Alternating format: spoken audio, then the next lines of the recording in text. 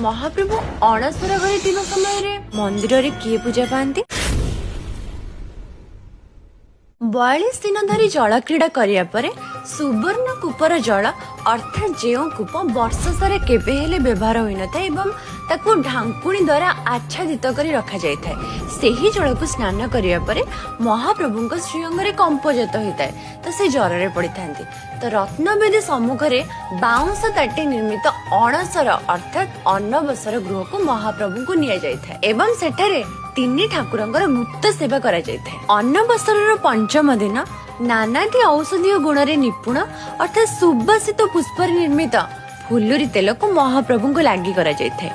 जहाको कि 1 वर्ष धरी माटी तले रखी माटी पात्र रे पोती दिया जाए वैज्ञानिक दृष्टिकोण देखिले श्री विग्रह माने दारू रे निर्मित होइतांती तेणु एथिरे बारंबार पानी पड़िबा द्वारा